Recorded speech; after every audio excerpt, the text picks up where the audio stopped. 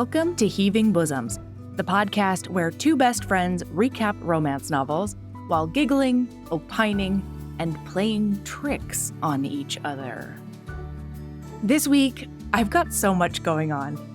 Our annual membership sale at Patreon is just about over, so if you want the deepest discount you're ever gonna get on all that sweet, sweet Patreon content, now is the time. I just announced the two winners of our Allie Hazelwood Patreon giveaway, and then this week, I'll be doing a Patreon giveaway of ARCs of Eliza McLean's upcoming release, Perfect Match. It's an opposites attract contemporary with sex lessons, and it's out on February 6th. Now, this week, I cannot tell you how much I needed this book, this episode, and this time with Tanya. I'm splitting it into 2 episodes because as hard as we tried, we went just as long as we normally do. Patrons, you're gonna have part 2 this week, and then it will go out on the regular feed on Monday. So, here's our recap of Spoiler Alert by Olivia Dade.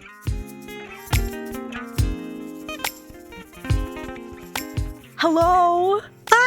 Hi. Yay! Oh my God, yay. Thank you for doing this with me. Thank you for asking me to do this with you. Yeah. And thank you for picking this book for me. Holy shitballs. Yeah. I didn't even realize all the intersecting ways this book is perfect for you. I mean, legitimately. Yeah. It is fat.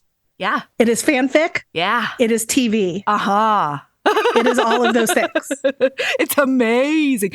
And it's rocks, which I did not anticipate. And I did not expect the rock metaphors to be so fucking deep and on point and revelatory. Nobody expects it. Nobody expects a rock metaphor. This isn't something you can prepare for in your heart. No, I couldn't do it. And I was blown away and I couldn't handle it a little bit.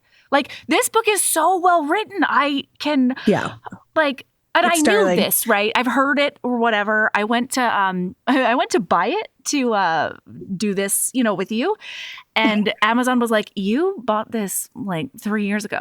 And I was like, don't tell me that. That sucks. I did the thing where I bought it and then also went to Hoopla and got the audio. Ooh. So because I bought the Kindle and then I got the audio from the library so that I could pick it up no matter where I was. Yeah.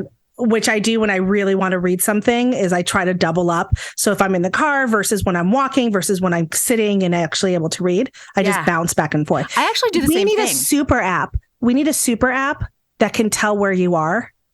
Oh, yeah. Where you can sync the audio and absolutely. We need a super app. We do. Someone should build that. Because actually, I also like having the Kindle and then having the audio. And then if it's an especially detailed book that I feel like I'm having trouble remembering, I'll listen and look at it at the same time. Oh, I like that. And it scratches both parts of my brain and then they come together to make a super smart. You know what I mean? That was eloquent. Yeah. No, it does. It does make a super smart. Yeah. You were describing it correctly. Like, I'm just here. You know what I mean? Also, now that I know that this is actually physically recorded, we can talk later about the fact I never realized I was being like physically recorded when I do this with you.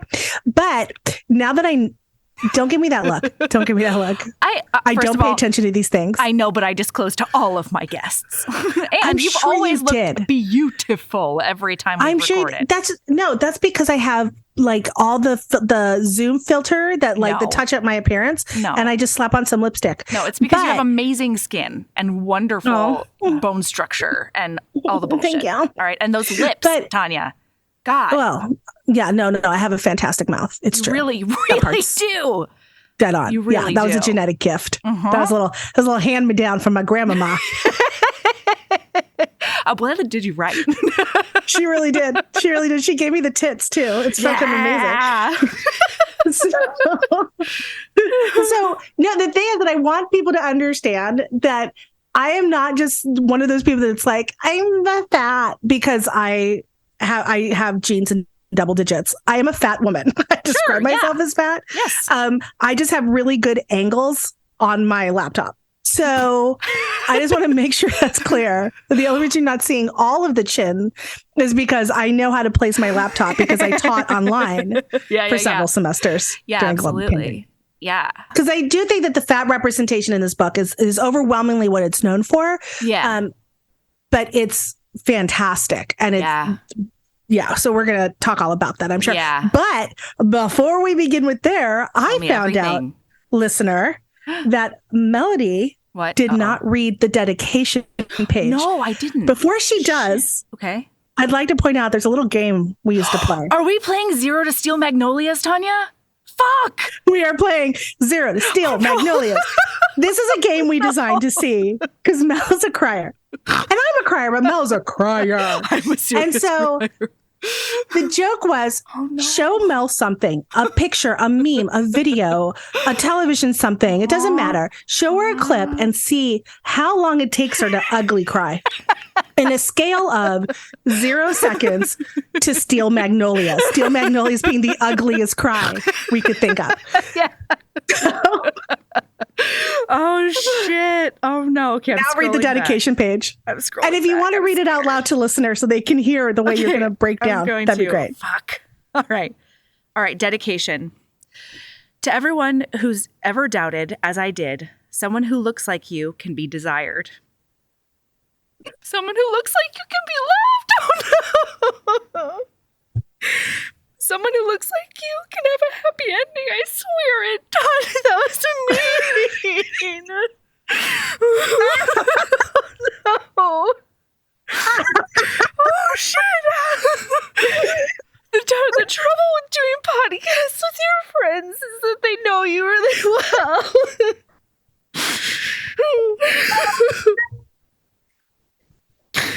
God. I was like, oh, Mel's not going to be able to handle this show.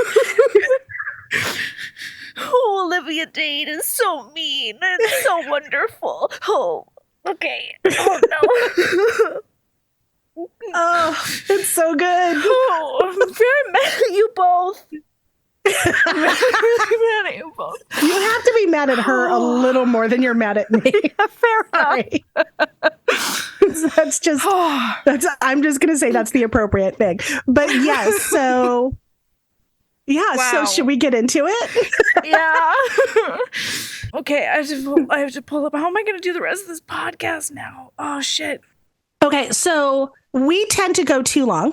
We are chatters. Okay, so in the to not do that this time, I'm going to sum up everything where he's at the beginning of the book, and you're going to sum up where she's at the beginning of the book, and we're just going to keep going. Yeah, I like that. That's exactly what. I thought so too. Okay, cool.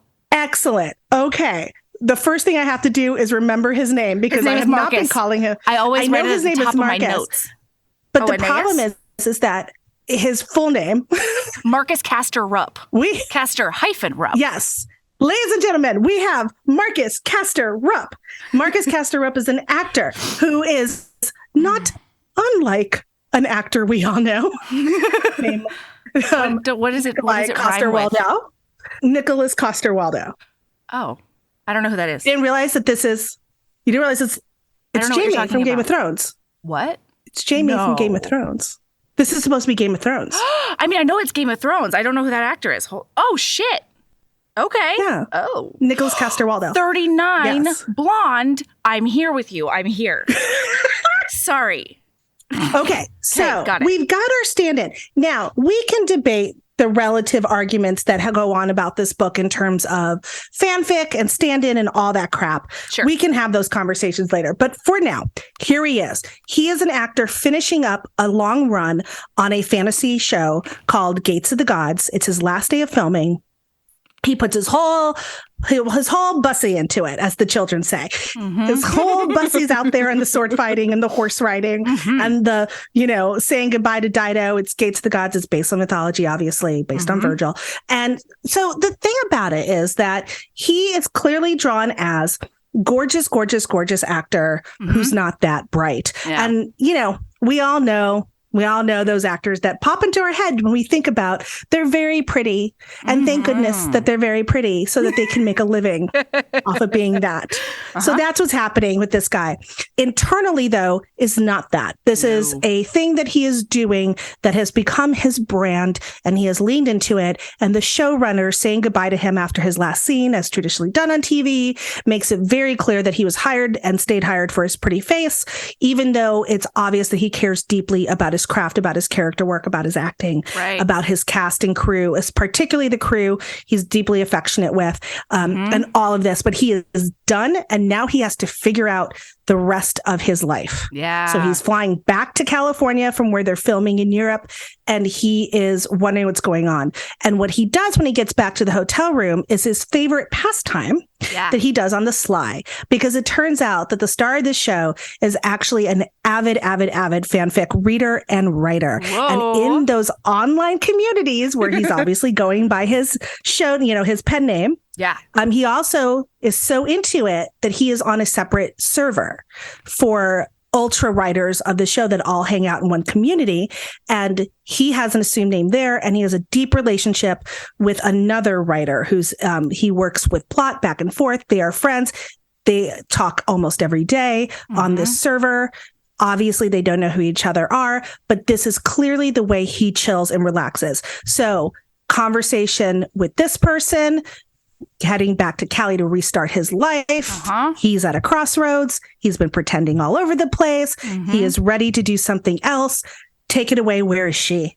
All right. So we've got April. Don't know her last name. Whittier. April Whittier. Yes. She is a geologist. And we start the book with her out in the field taking soil samples. And it's really interesting to me because a lot of the metaphors that Olivia Dade draws is about her wanting to always look under the surface and discover what's underneath everything. And it's, oh God, the bedrock of her character, no fucking pun intended, sorry, is just that was so dumb. I know, I'm sorry. The foundational part of her... It's going to happen the whole time. You're going to do so many. It is. Whoopsies. Is that appearances don't matter. And she has finally come to that because she spent most of her life making herself smaller and pretending. So she's made herself smaller in that she's a fat woman. She has been fat since she hit puberty. And she has some really, really, really fucked up family that is always trying to fix her as if there's something wrong with her. And she's estranged from her dad. She has a really fraught relationship with her mom, who she knows loves her, but just is hurting her every time she opens her mouth. And then the other way that she's been hiding is that since she's a geologist consultant, she has to put off airs of being very serious. I'm a serious science woman. And so as a result, she can't talk about this whole other huge part of her life, which is the Linnaeus fan fiction or whatever it is. Because she writes a metric fuck ton of fan fiction, and she has become, over the past 2 years, best friends with Book Aeneas has never, or would never. So right now, she's decided, fuck everything. I'm coming out of the shadows. She's getting rid of her consultant job. She's starting a job at a state regulatory board so that she can be more open about the things she wants to do in her spare time. And she's like, you know what else? I am showing everyone my cosplay on Twitter. I am going to be out in the world visually as well. So she sends out this tweet that is her in her Lavinia costume. In response to an official thread. This is important. So it's the show Twitter account. Said, show us your best cosplay. So she posts a picture of herself in Lavinia. It's Lavinia, right? I'm pronouncing it right. This is the thing when I'm reading and not paying attention. No, I hear Lavinia costume on the main. Hundreds of people have already responded. She throws her picture up. She's doing it with everybody else. But it's a big deal because it's a full body shot. Right. And of course, because the internet is the internet and Twitter is especially just the epitome of the internet. This was written before Elon Musk Twitter. Yes. Can you imagine? Good Lord. Can you fucking imagine? I won't, frankly, Tanya. No. So she starts getting trolled hard. people are being incredibly mean to her and well, she doesn't know it though. She posted and she logs off. Oh, that's no, she doesn't notice it first. She posted it. He sees it first. Mm-hmm. Meanwhile, back in Spain, waiting for his flight. Ooh. There's the guy who plays the main character in Lavinia's love interest scrolling through Twitter, which he's not very active on because, again, he pretends to be a golden retriever in public. Right. So he is on Twitter and he's scanning and he sees her picture and he's like, oh, that's it. And then he sees the comments. And there is someone who has called her a heifer. Literally a heifer. And that's not the only allusion to barnyard animals. And more than that, I think one of the reasons he got tipped off is because somebody tagged him being like, oh, yeah, would you ever hit that or whatever?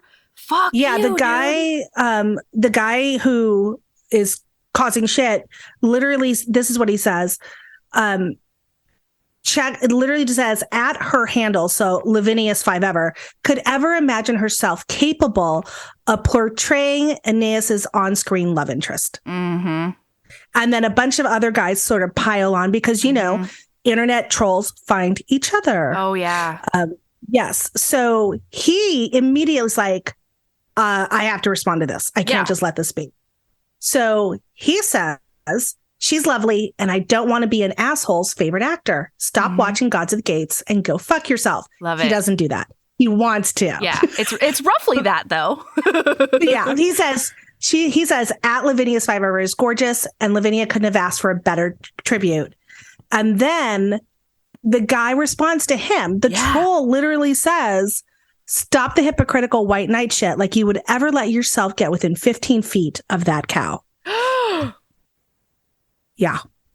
And what's important here to remember is that this, like much of the internet trolling, only makes everybody else's life better in the end.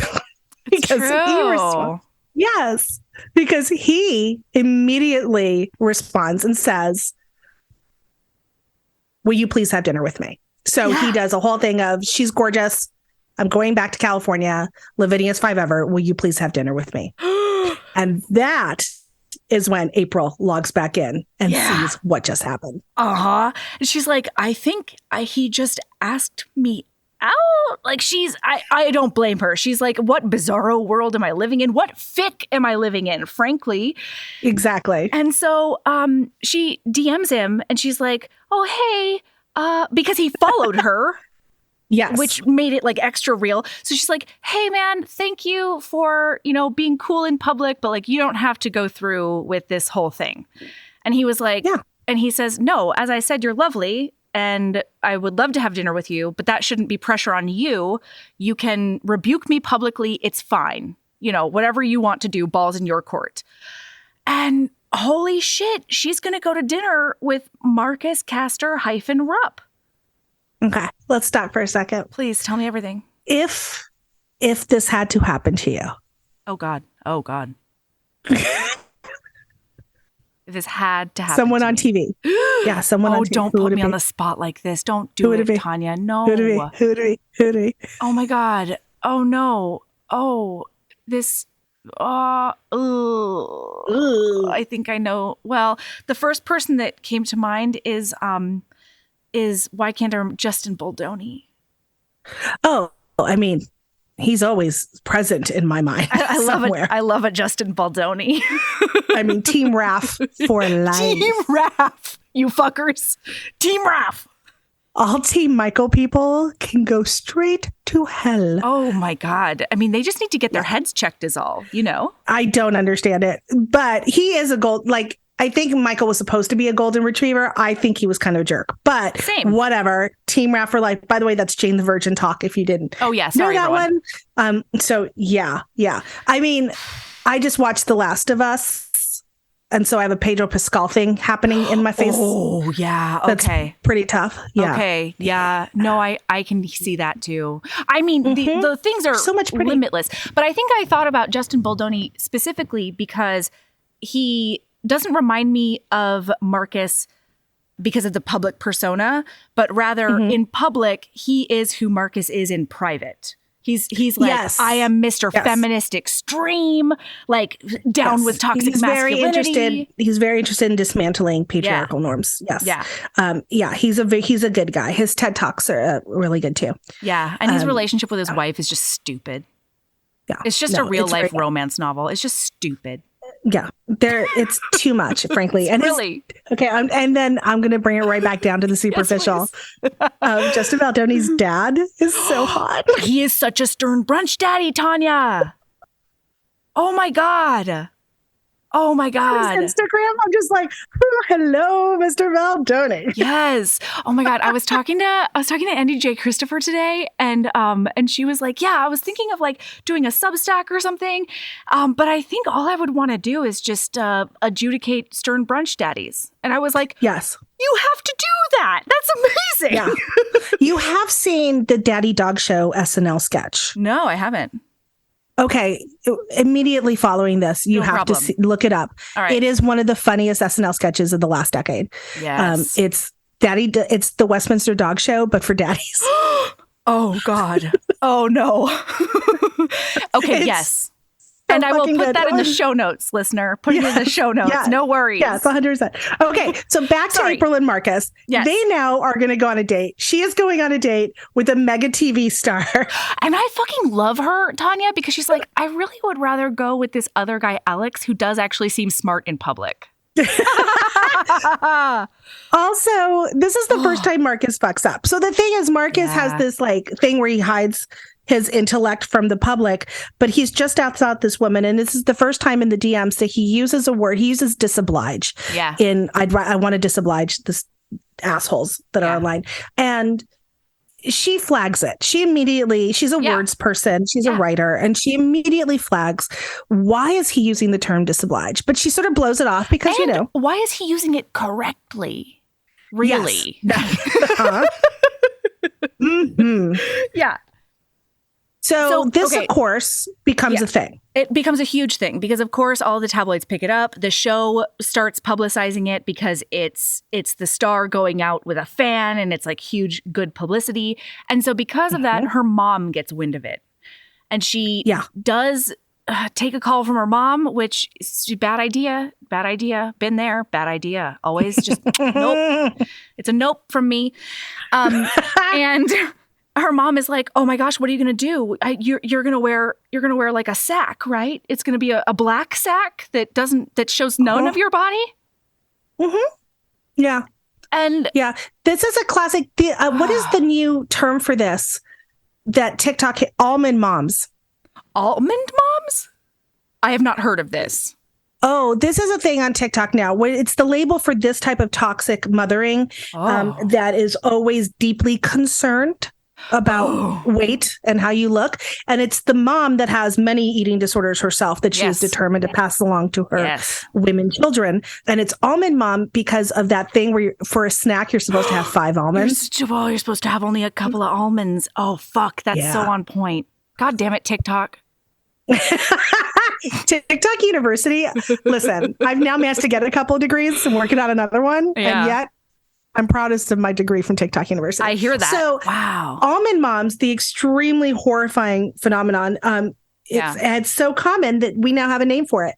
Wow. So that is what she's dealing with is a mother who, from a place of disordered eating and pain in her own life, immediately tries to protect her daughter ostensibly through this horrifying body shaming. Perpetuating it.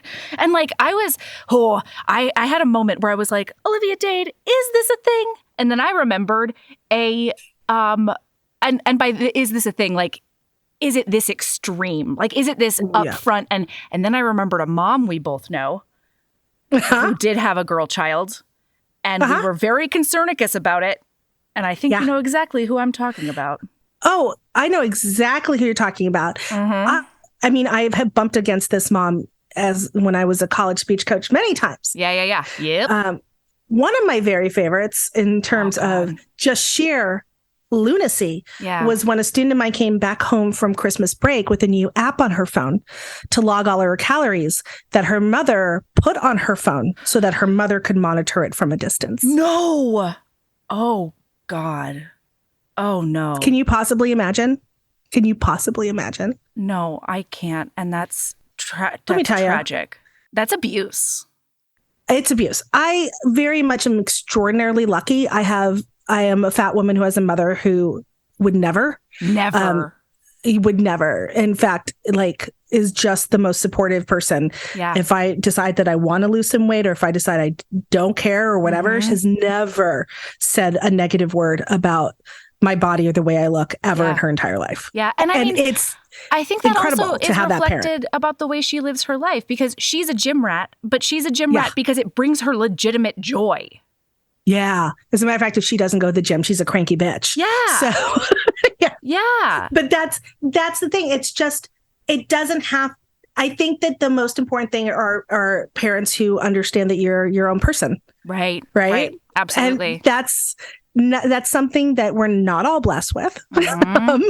And so you have to take it where you can. And when you can't, you have to know how to draw those boundaries. And a big portion of this book is making the hard choices on boundaries, right? Wow. Yeah. This book fucked me up in that way quite a bit. With both of them. Because it turns out Marcus's parents ain't that fucking great either. Oh, my God. Yeah. They're horrendous also. Yes. His parents are intellectuals who do not in any way, shape, or form respect their son. No. And they think their son is kind of an idiot.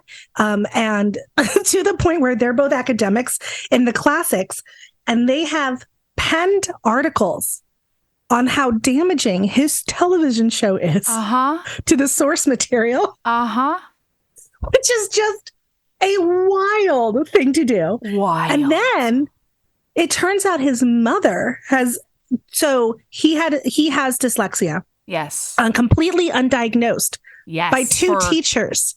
Fuck this. This made me so mad. And like, oh God. It's wild. Well, because here's the thing, like, it's because they're both so egotistical and self-centered that they could never have a kid that has a learning disorder. Like, never would that come from their loins. And so instead, they just bore into him that he's lazy and he's worthless and he's stupid. And if he would just try harder, maybe he could make them happy. And no, Marcus, you can't go outside until you write that fucking book report that is completely arbitrary because they took him out of school and now his abusive mom is homeschooling him.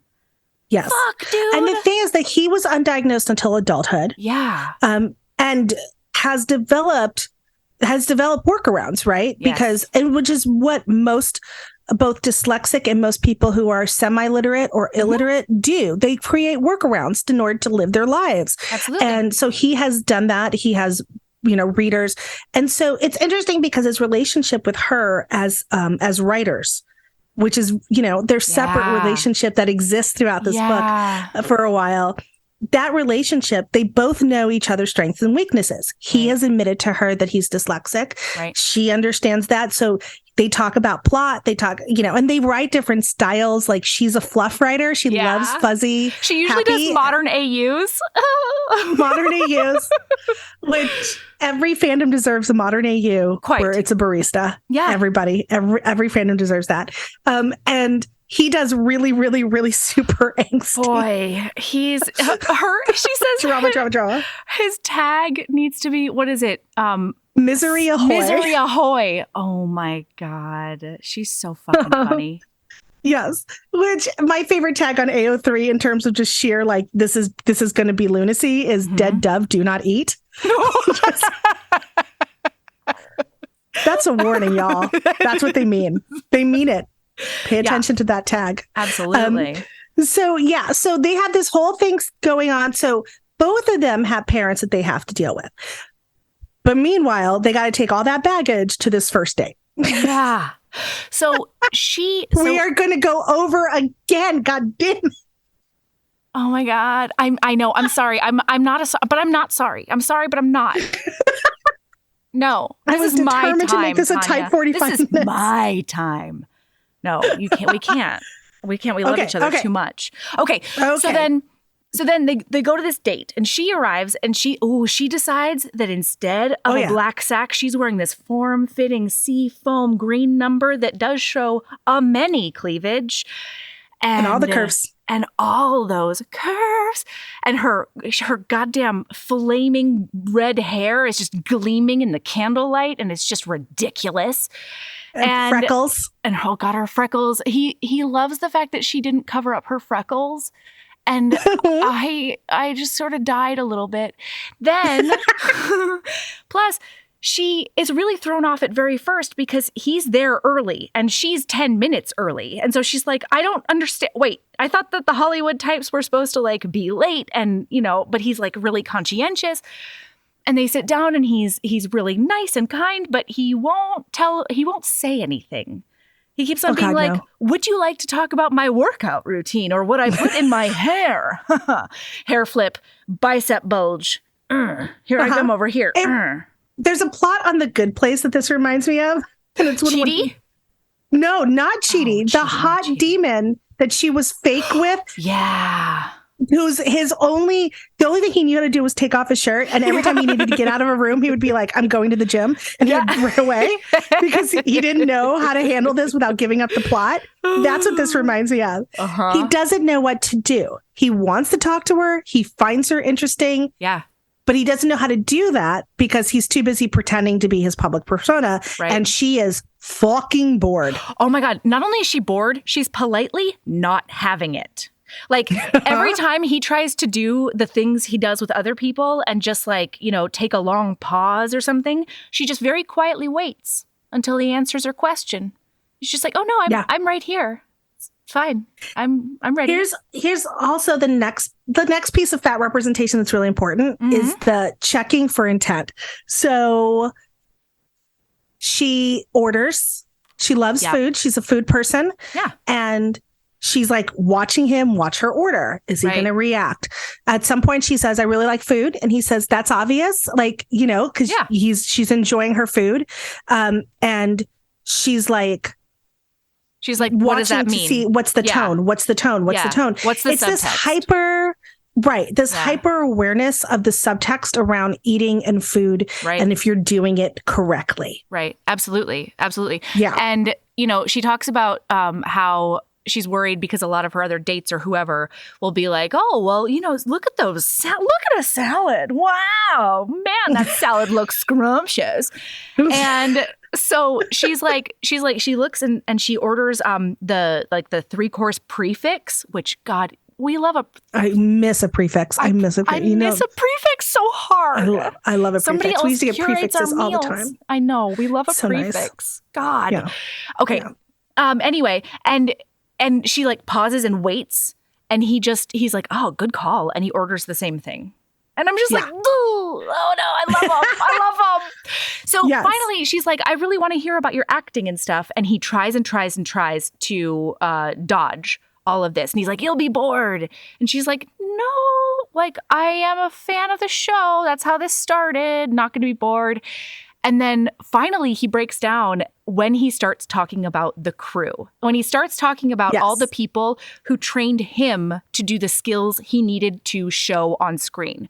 So he starts talking about the sword master and the horse master and all of the fight coordinators and the preparation and all the way that they would work months and months ahead, which again is okay. Like Olivia Dade's understanding of the Game of Thrones processes. Yeah. Well done. Yeah. Because this all comes from the way they film Game of Thrones. I think like I can't say 100%, but I think it's pretty clear. It feels goddamn right. Yeah. Especially with the last season going off the fucking rails. Oh, this is a fix it fic, right? Yeah. Like this is fixing the last season, which is exactly what a great fanfic author does, which is say, let's make this work out properly. One of my recs is going to be Jamie Brand fic, so get excited. Oh boy, I am excited. Oh. But so now that he's talking in his normal, I know what I'm talking about voice, she all of a sudden is like, them lady parts is a tingling. Oh God. She's like, oh no, he really is hot. Fuck. He's hot good. Now. Yeah. Yeah. It's not just that he's gorgeous. It's that now he's hot. Yes. Which I think is an important distinction we don't make often enough. Absolutely. Absolutely. That's really, really true. Yeah.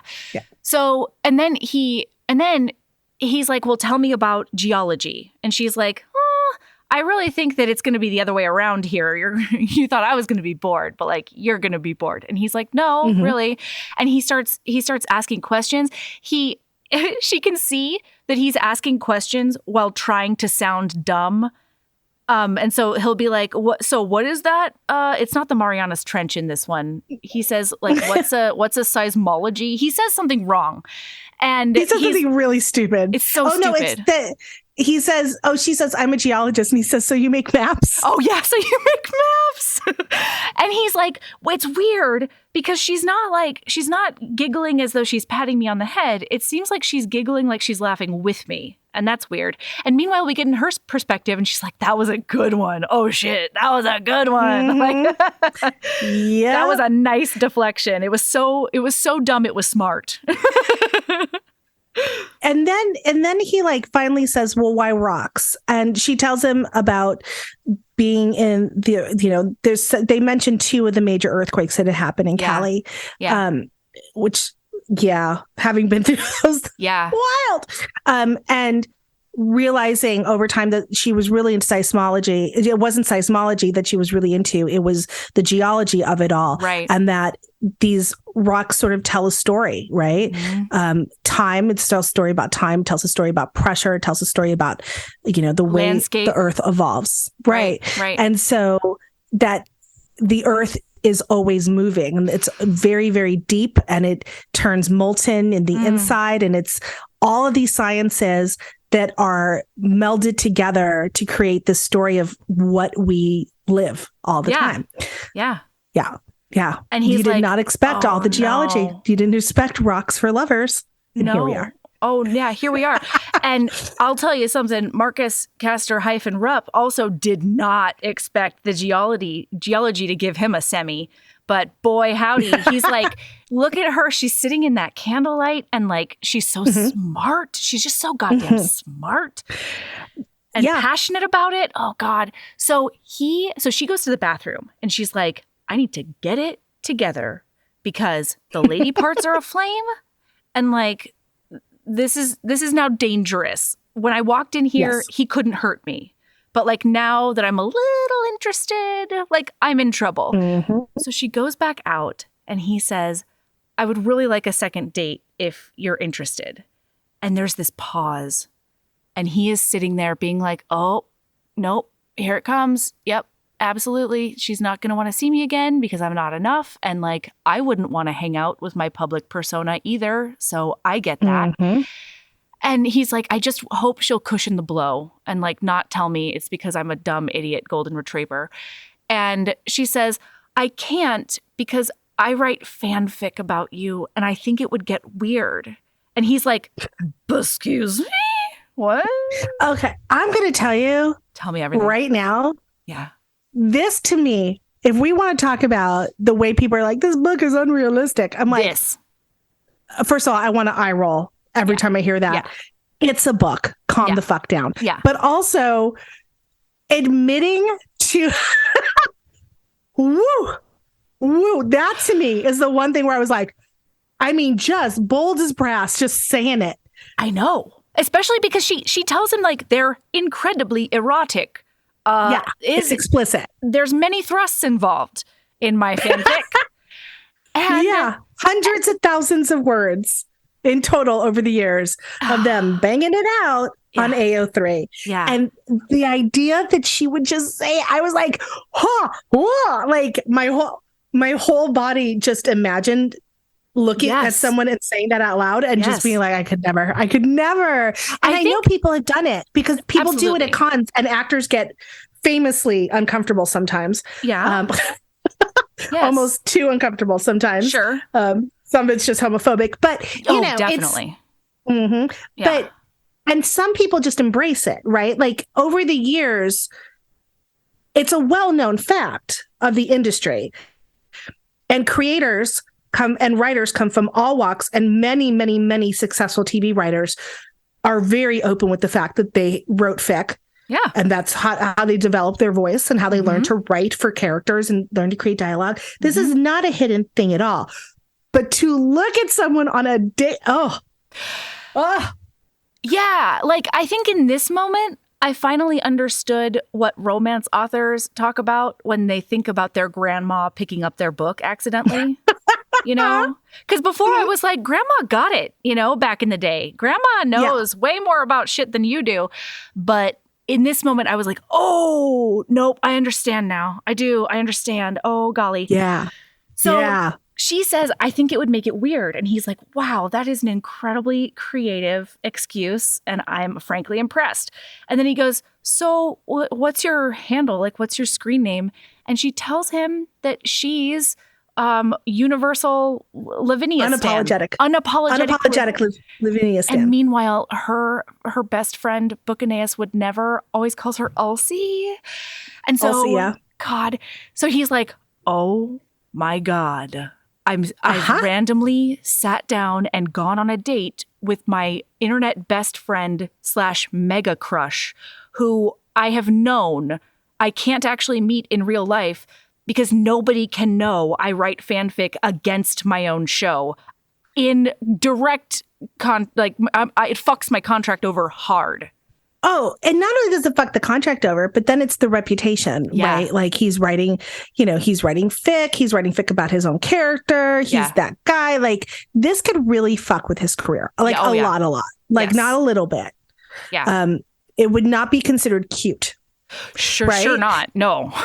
At all. Like not professionally. Yeah. And so he can't tell her. Yeah. He can't tell her, what a coinky dink, I'm your bestie. Right. And so he's like really uncomfortable, but then he's like, no, she's a person who wants to see under the surface, and I can't tell her the biggest thing about me that I want to tell her. So I'm going to tell her something else that's true. And so he tells her that that he has dyslexia and he was undiagnosed. He tells her most of that, at least the surface level stuff, and that he was really, really mistreated by his parents as a result. And he always, he never quite feels good enough. Is there anything else? And the only other person that knows is Alex, who's his co-star on the show, his best friend. At this point, I think the big thing is that like we keep getting snippets of all the other types of media throughout. So we're getting their server messages to each other from starting back a couple of years, working its way forward. Right. We're getting pieces of the group text of all the actors on the show. There's one actor all the rest of them hate. That's clearly they all hate him. He's so a douchebag. And so they have a group chat. We're getting pieces of other media as we go. We're getting pieces of his like embarrassing old rom-coms. I died. Lost my mind, Tanya. I lost my fucking mind. The chef one? Yes. Jambalaya cheesecake fusion. the merman whose love interest is allergic to kelp. The merman. Oh no, my kelp allergy. It is all of his shitty movies that he did over the years or TV shows. We're getting like one page of those scripts. And can I just tell you, I do not care if you want to read this book or not. I don't care. Totally. You are going to get this book, put it on hold at the library. Yeah. You don't have to pay for it if you don't want to. The library paid for it for you. Mm-hmm. And just flip to the pages with the script. Just do that, please, for yourself. I cannot. The merman whose love is allergic to kelp. A fucking chef who makes jambalaya cheesecake fusion is too much for me. It is so bad. It's so good. All of these things. So we're getting all of this stuff as this date is happening as well. All right. Right. Yeah. So anyway, he's basically like, fanfic A-okay. You're awesome. He says, Let's go out again. I'm telling you that it would not be a barrier for me if that was not your only reason. I respect that and I will not bother you again. But if you know that I am comfortable with that and would like to see me again, the door is open. And she's like, oh God, I'm walking through the door. Oh, here I go. I'm definitely going to say yes. And then he walks her to her car and he does like a cheek kiss.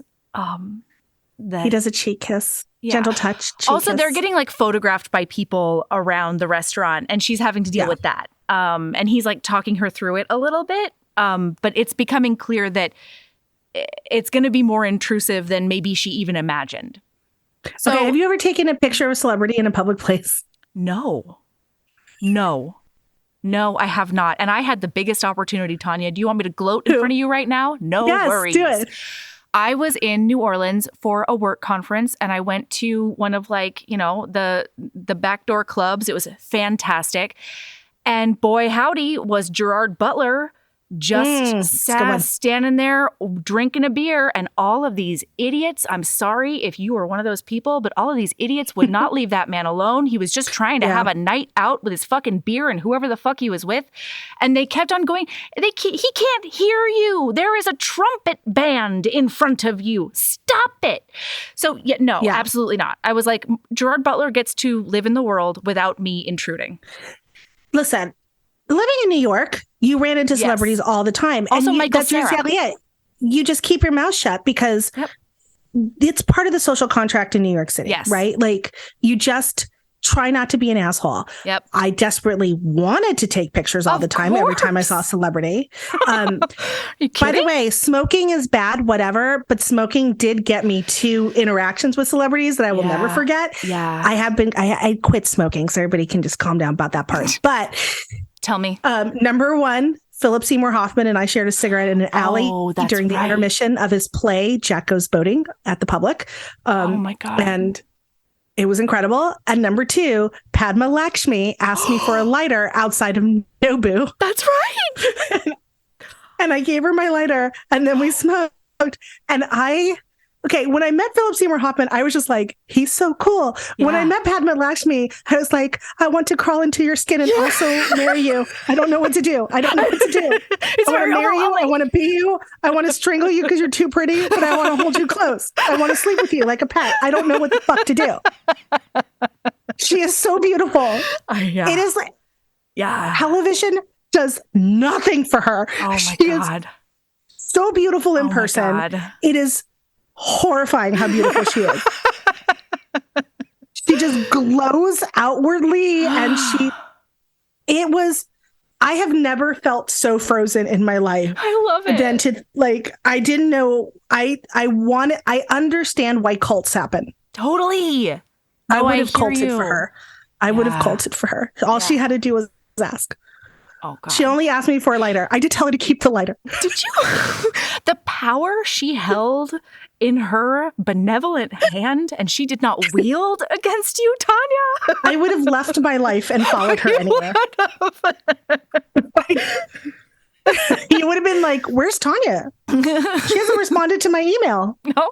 And the answer would be following Padma Lakshmi around like an asshole because of how beautiful she is. Tanya's name is now Lily. Okay. And she... So there you go. There's my Padma Lakshmi. Yeah. Okay. Back to April. Okay. So now they're going to have another date. Yeah. Everybody online is losing their shit because this is all public. So this is just spawning 1,000 fics, blog articles, social media, obviously. Yeah. The pics are out there. She's having great time, but she's like, where is book? Aeneas would never. Yeah. And he goes ahead and they get on server and they say goodnight and they chat for a little bit. And she's just like, she has all these feelings for him that are deeply, deeply affectionate and based on, their trust in each other. Friendship. Like, yes, there's a part in the book where she asks him what he does when he's feeling down. And after going around in circles and being like, yeah, I guess a bath bomb would work. She says, no, but really, what do you do? And he says, I don't know, man. Mostly I talk to you.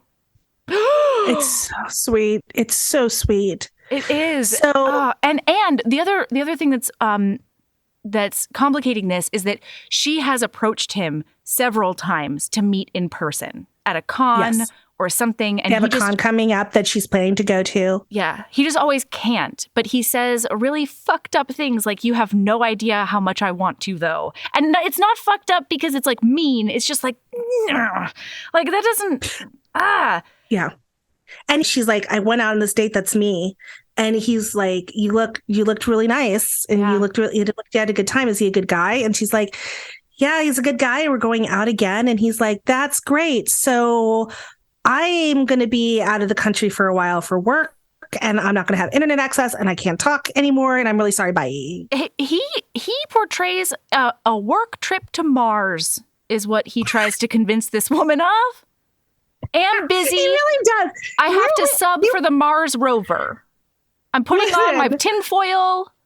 No, not even that, because I get tweets from the Mars rover. Oh my God, we do. You're right. Jesus. So, also, the Mars was it the Mars rover that just sent his death note the other week and I cried for half an hour? No. What? Yeah. Okay, so when these is the Mars rover not actually okay? Sentient beings have lost like they just die out there because there's no power resupply. And nobody can fix them. They're done. Yeah. Right, when they're done, the whole idea is that they're done. So he sent a goodbye tweet, and then I cried for half an hour. Don't make me find it. I will find it. Tanya, you want to make me go 0 to Steel Magnolias again? Again. In front of our friends? Again. This is fucked up, I'm going to do it dude. to you one more time because here it is. You ready? I'm going to read it to you. And then you're going to hate Mars rover as well. My power is really low. So this may be the last image I can send. Oh no. Don't worry about me though. My time here has been both productive and serene. If I can keep talking to my mission team, I will, but I'll be signing off here soon. Thanks for staying with me. That was NASA Insight, not Rover Insight. That's so mean. Why, NASA? Why? Who told you that'd be a good idea, NASA? I mean, now we care about Who space. said that to you? You know what I mean? Like, maybe somebody should send something like that from the ocean. Then we'd care about the ocean. Well, Marcus should have said ocean. Nobody tweets from the ocean. Nobody like inside of the ocean. It's true. He should have said Mariana's Trench. He should have said I had to go to my job. I'm so sorry we can't talk because I don't have any Wi-Fi in the Mariana's Trench.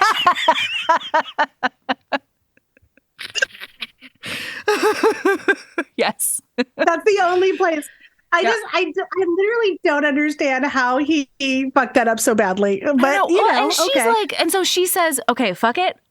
My whole thing is I'm saying what I need to say out loud. And so, dude, is this because you know what I look like now? And he's like, what? No, absolutely not. And she's like, well, then I guess I'll believe you, but this is really sus. And he is like, I can't tell her. And it's the most. So then she asks Marcus to go to the Natural History Museum and Planetarium, which is a rad date. Like, there's no two ways about it. And they meet up.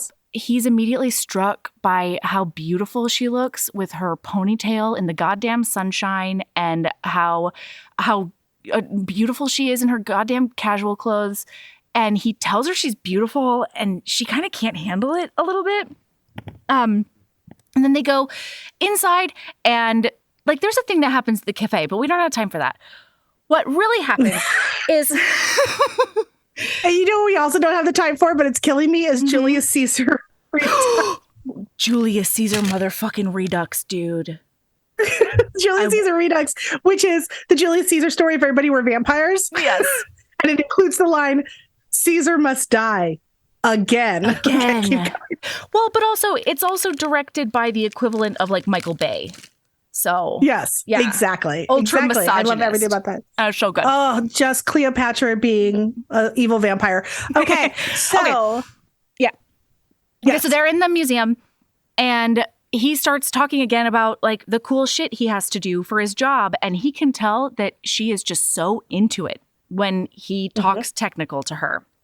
And then he starts asking her really insightful questions because they're going to do an earthquake. There's like an earthquake simulator in there.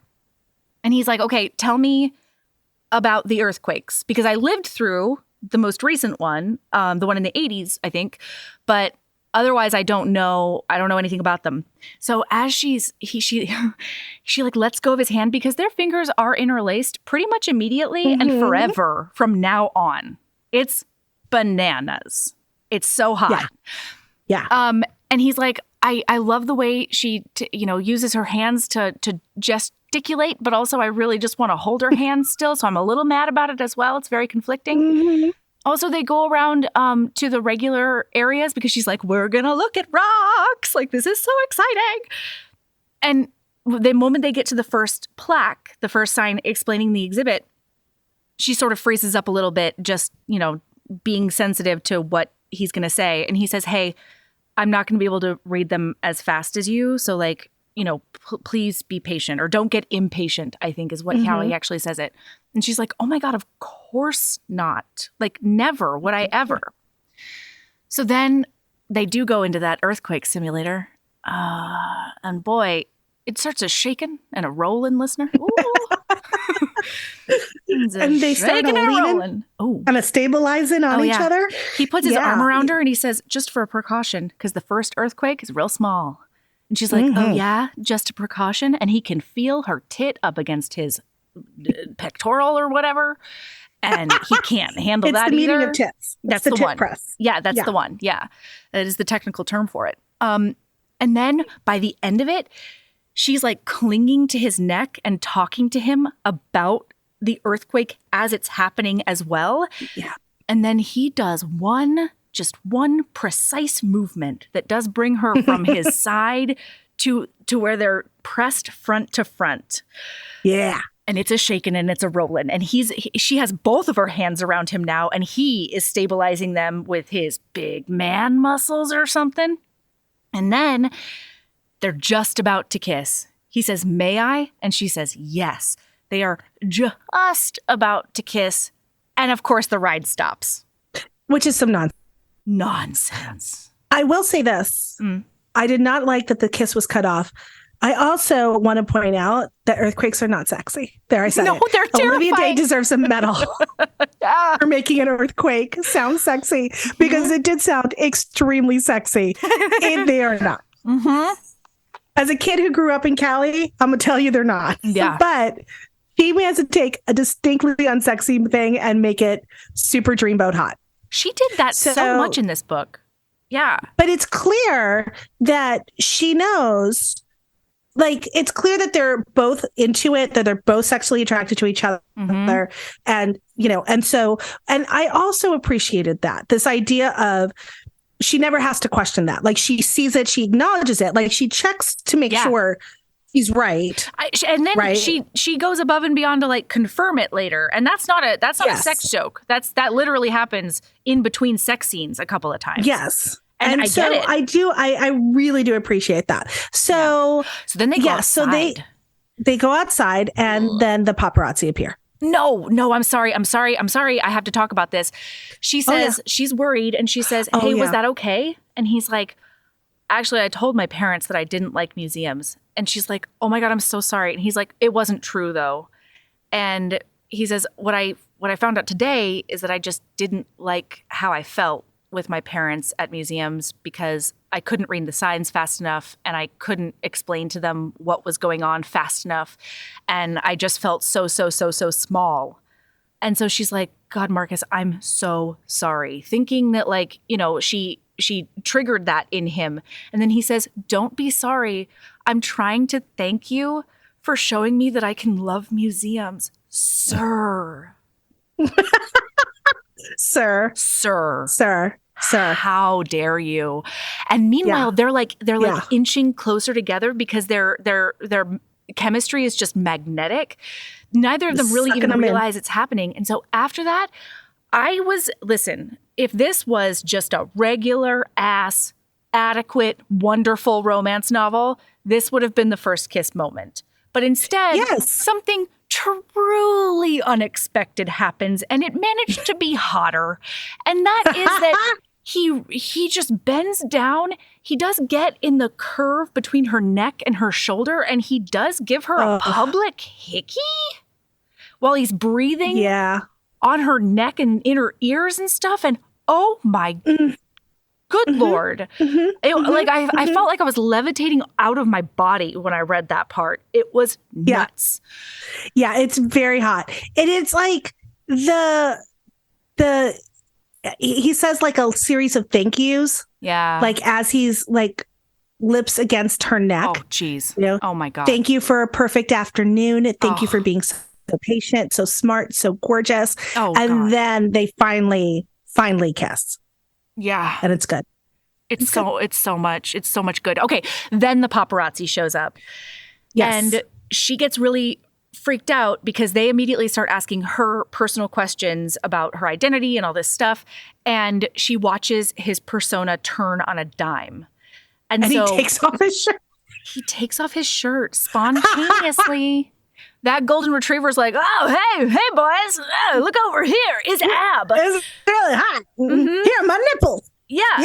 Yeah, oh, you see some nipple over there? And she's like, oh my God, I'm really conflicted because on the one hand, wow, he's so hot. Uh-huh. On the other hand, he's saying like, they're like, oh yeah, Marcus, you really like the museum? And he's like, wow, I'm not really interested in places like this, but you do a lot for a pretty lady. And so she, at this point, doesn't know because they haven't had the talk about his public persona at all. So she's like, oh no, I know he's a really good actor. Was he acting with me or is he acting now? I don't know if he really enjoyed it or if this is some just, nefarious plot to, I don't know. So finally, they get in a cab where an old lady is just trying to pay her bill out in these streets. Okay? She's just trying to pay the cab driver. God damn it. In shoves 2 more people. And he just pulls her on his lap. He has to because there's not enough room. Yes. Yeah. And that's just practical. It's so cute. And then when they're in the car, he can tell that like the temperature has changed, because she's gotten freaked out. She's feeling really unsettled about what's real and what's not. And so then finally she's like, hey, I have to work tonight and, get some stuff done because she's moving. But if you're free tomorrow, maybe we could hang out again. And he says, my flight leaves in the morning, and it's pretty early. But I did have a plan to go to the gym and work out beforehand. So if you wanted to join me there and then we could just have breakfast afterwards together, that might be cool before my flight. And then he says the breakfast has a decent buffet. Yes, the breakfast has a decent buffet. And so she stills and she's like, I'm not going to jump to conclusions. I'm going to give him another chance. I don't know what he's saying to me right now. And so I'm going to dig a little deeper. And she says, hey, Marcus, what would you suggest at the buffet? And he's very confused. And he looks at her and his brows all furrowed. And he's like, I mean, I oftentimes have the oatmeal and he says, yeah, fruit, but there's also, and she's like, oh no, I'm actually busy from here to eternity. Thank you so much. See you fucking never. Goodbye. Get the fuck out. Yeah. Yeah. And she's like, I'm not, she's in this place in life and I love it where she's just like, I am not taking this shit anymore. I'm not. Yeah. It doesn't matter the circumstances. I'm done. It's a one and done. We're not doing this. And so she's bummed, but she's just like, fuck it. He's shown me his true colors and I'm just going to believe him. And so Marcus is the most confused St. Bernard puppy there's ever been in the world. Marcus is like, I have to respect her choice. Yeah. But I have no idea. Was it the paparazzi? Understand. Was it? What did I do? What happened? Yes. And that I understand. Been there many times. Melody, the bull in the china shop. Been there. Oh, well, I mean, right next to you in the china shop. Yeah, we're quite the pair. Yeah, exactly. So he goes back to his hotel room and he's like, what in the world? What did I do? And he goes online on the server as his alter ego to check. And she's definitely there. Yeah. And she says to her friend, she goes, definitely not dating this guy anymore. Yeah. I canceled my next date with him. I won't bother you again either. It's just this tangled mess. Oh, because we forgot to tell them, at least I think I could have had an out-of-body experience. We forgot to tell them that in her conversation with Bon, she was like, I did agree to a second date. However, I want to make clear that if you were interested in anything, that's right, including but not limited to meeting up at an event, I would cancel the date. Like, I feel closer to you. I don't know if you're interested in me like that, but I'm just telling you that's what I would do. And so now that Marcus has fucked her over, she's just like, fuck all men. Fuck all men. And then she does the most amazing thing that is really important. And again, and when we talk about representation, this is a really good example of how I have a theory about why this book works so well. Ooh. But yeah, my theory is that the reason why it works so well is because the book starts with her having been like, okay, I am fed up. There are these places in my life. I have to address these issues. Yeah. I have to work on me and my ability to face it. And I have to work on these external institutions. So it's not like we're watching someone get picked on until they finally fight back against the bully, which is what a lot of bad representation looks like. Absolutely. This is about a person navigating a mindset that they are determined to work towards, right? Yes. That's great. So in this moment, the thing with Marcus has tripped her to the point where she's like, that's exactly the type of shit I swore to myself I'm not taking anymore. Yep. So she goes on the server and she writes a very long server thread about the fat phobia she finds in fic. Yep. And this is very real. Yeah. This is ripped from, I'm assuming, the way that Olivia Waite has dealt with this as a reader and as a writer in fanfic. Certainly for me, I absolutely see it all the fucking time. Yep. And it's where these side characters or the evil characters or the greedy characters or the lazy characters, if they're a negative trait, they're portrayed fat. With fatness. Yeah. Yes. And it's like an acceptability level that's bizarro to me, considering that used to be like the horrifying shortcut for Jewish in literature, in plays and movies and books, right? Remember when that was a common, and it's not like it's unavoidable now, but it's a lot less accepted now. Right. The substitute over the years has always been the scapegoat of cultures. Yeah. It's the fill-in, right? Mm-hmm. And so she calls it out. She calls it out in a place that's really difficult for her to do. Yeah, so kindly, so compassionately, knowing that this really important community that's like, it's so important to her whole life could reject her because she's asking them to be a little bit more careful. And that's all she's asking for. And I don't know. I think you're right. One of the other reasons I think it works is that we're not watching her navigate whether or not she's worthy in her body. We meet her at the place where she's like, no, this is awesome. And I just need to find people who agree and fight off the people who don't, or ice out the people who don't. Yes. And learn to reject those messages as needed, right? Because that's the big thing, is you can't stop the input, particularly if you're in a public situation the way she's intending to be. Yeah. And, the way these circumstances happen. Yeah. You can't avoid that. You can't avoid hearing that shit. No. So you have to figure out, how do you live in a way where you can push that aside in favor of what you know is more true. Right. And what you know is you. Yeah. So that navigation. And in that screed, she also says, I've dealt with this romantically. Yeah. Where a boyfriend or a date has shamed you in subtle ways by urging me to work out or take a walk with them or discussing things out of concern for my health or pushing me to certain food choices. Mm-hmm. That's buried in here. Yeah. Which is important, of course. Yes. Because Buccaneers would never. Yeah, he's there invisible. He's got his invisibility cloak on that server. And he's like, oh, fuck. And like, I love this moment because like he really looks inside himself to be like, is that what I was doing? Like when you fuck up in this way, whether it's, no matter what it is, being able to look inside yourself and be like, I got to check this and I have to check it hard. He's like, I would swear on anything that that's not what I was doing. I was really just talking about my stupid schedule. But wow, I can see why she took it that way. Wow. And he feels like such a dick nose. So he does what you always do when you feel like a dick nose. Yeah. You call your best friend and say, oh my God, I was a dick nose. I was the worst. I stepped in it hard. Yes. Yeah. And Alex, bless him, he says, because they've talked about it a couple of times so far, and he knows about the conflict with him not feeling able to tell her he's Bon. Yeah. And so he's like, I mean, quick question, is this for the best? Yeah. And the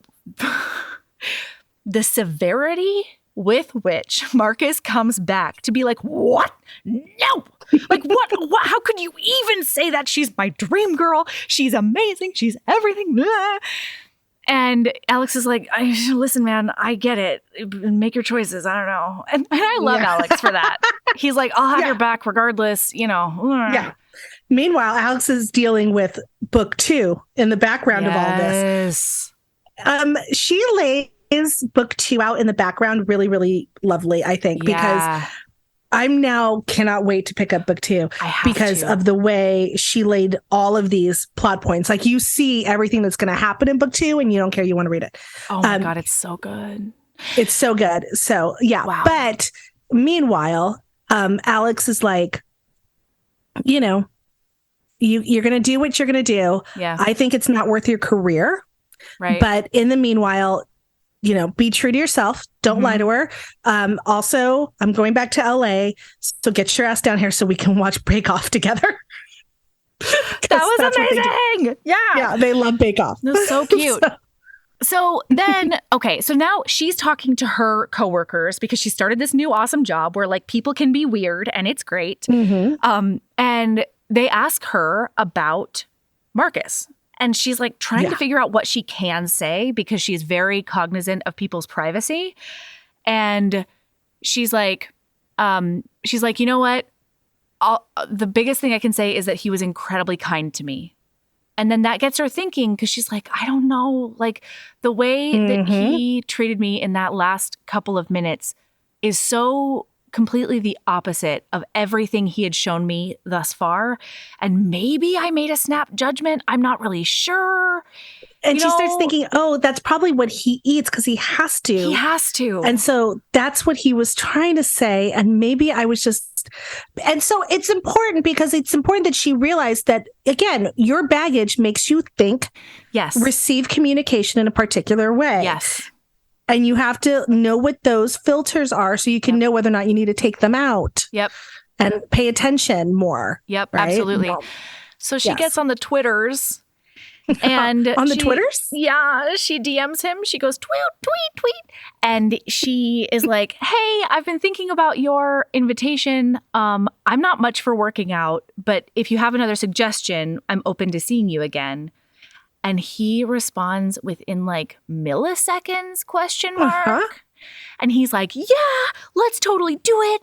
I can come up there and like we can go find a really good donut shop, or better yet, why don't we take a tour of all the donut shops that are around your house so that you can find the best ones local to you and we'll rank them.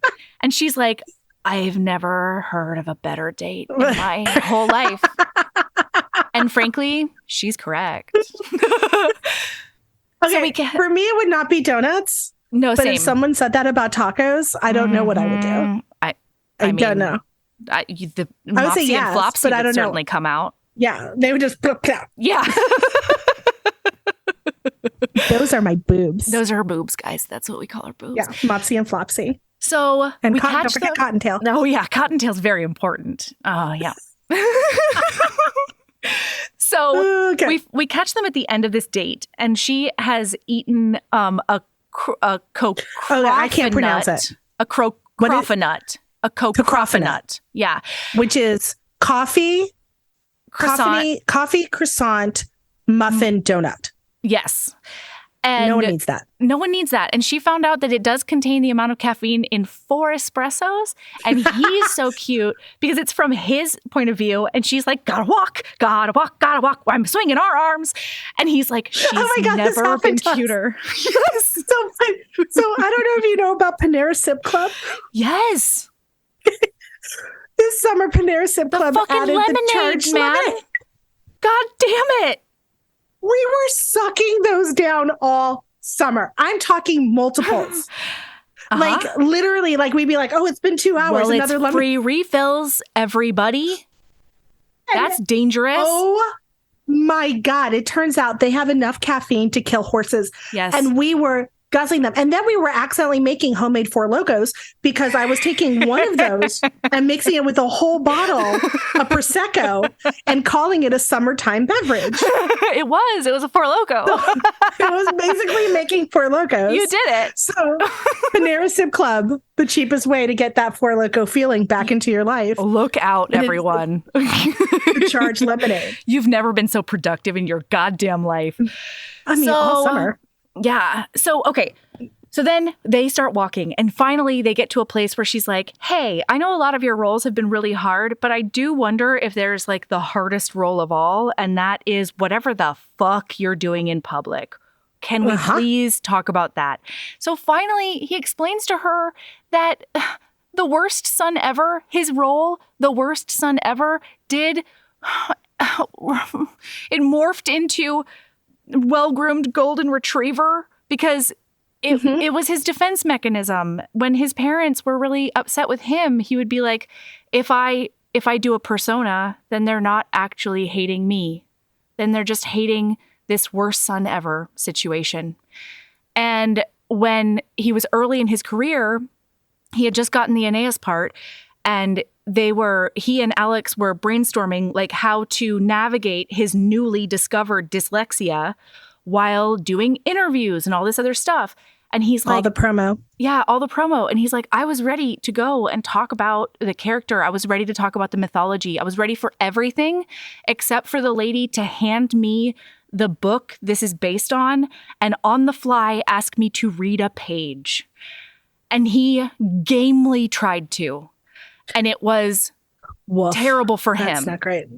And the audience was laughing because, of course, it was a live audience. The host was laughing uncomfortably. And so he decided to fall back on the worst son ever. But he instinctively knew that he had to be really nice in order to really pull it off. And so the well-groomed golden retriever was born. And then the showrunners liked it. And then the showrunners forgot that it was an act. Everything about it sounds terrible. Right? It's just awful. Just really bad. And true to her word, true to her character, true to her core, she does say, "Oh, you have unearthed a very important thing about you and your brain. And that does get me so hot." And he says, she asks him like what happened in his other relationships. And he's like, "Well, first of all, I haven't had many. And second of all, because like because he was so abused in homeschool, he couldn't really make friends. And so he's always been awkward, no matter how beautiful he is." And then he says, "And so I would try to like slowly reveal real Marcus. But the ladies I was dating were dating me for the golden retriever. And so once they met real me, I wasn't good enough for them. I wasn't what they were looking for." And so he says like, and like, that wouldn't outweigh the fact that there's huge downsides to dating someone like me, including but not limited to the paparazzi. The paparazzi. Yeah. And so he's like, if you are overwhelmed by this, I would completely understand and I would not hold it against you if you walk away. And she says one of the sexiest things I've ever seen written on a page. Tanya, can you read it to me? Yeah. She says, "If I want you, I'm not letting a few strangers with cameras stop me from having you." And then she backs him against a fence and she says, "What do you say, Marcus? Shall I have you?" Yes. Yes. The answer is yes. Ma'am. Yes. Right now. Right now. Wow. Have it. Boy, do they just make out against a wrought iron fence. And like as soon as their lips touch for the first time, because this is, I think, their first actual kiss. This is, yes, because it's just been neck stuff. Yeah, it's been neck stuff up until now. Olivia Dade. Wow. She really did wait till after the 50% point. God, and it hit me like a goddamn Mack truck. So then he like devours her mouth and he turns her against the fence. And they are just making out like there is no goddamn tomorrow. Like they're looking the apocalypse in the face. And then this old ass buzzard comes doddering out of his house, and he quite literally says, "Get off my lawn." Don't blame him, sir. He's right. Stop making out in someone else's yard. It's not in his yard. It is outside of his yard. It's on a public street. He should have pressed up against his fence. And no, he look, should have a I'm full not mad wall at the if he guy. wants that. No, listen, no, I'm you not gotta mad at make the like a guy. New Yorker. Just think it doesn't exist. Just ignore it. walk Just into ignore another it. room. None of your business. Now, if you had said this was in New York, I would have been like, yeah, you don't say shit. Yeah, but fair in a normal place, yeah, you're right. You're like, come on, go find a room. Yeah. So they do. They fuck off. She's like, you want to go back to my place? And he's like, absolutely. I surely do. Also, one of the things that we forgot was that one of his movies that we see a page of right before all of this happens is when he's a unicyclist. Just want to point out, there's also a movie with a manic pixie dream girl and a unicycle. And his character evolution is that the manic pixie dream girl does inspire him to graduate to 2 wheels. It's so good. Thank you for listening. Look, you can't be mad at me because I got you to the first kiss. And this gives you a great opportunity to read or reread this book before the next part comes out. I'm doing you a favor. And patrons, if you're antsy, don't worry, you will get part 2 on the private feed this week. If you want to see what I'm up to outside of the pod, come follow me on social media.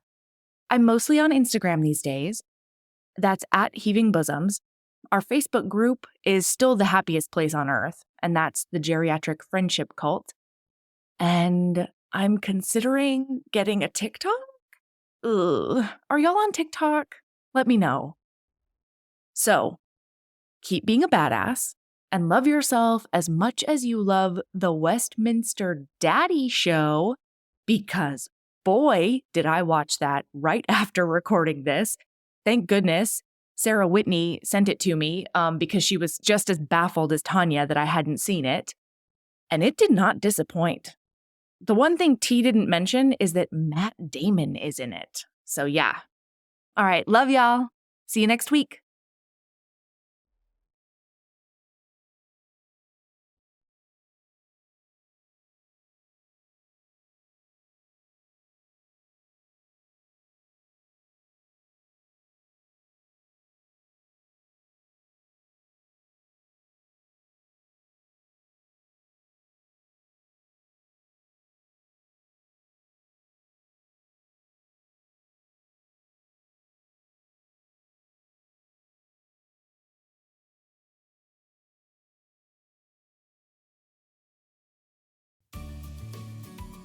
Hey, you.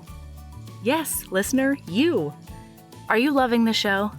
If so, please leave a rating and review in your podcast app. The 90 seconds you take to say something nice not only helps new people find the show, but it makes me super smile over at HBHQ. Also, I've had a few people ask, and the answer is yes. We are still doing the 5-star bribe. If you leave us a review with 5 stars, then we'll do whatever book you want. We're real deep into the list though, so it might be a while. Lilas! Okay, back to the show.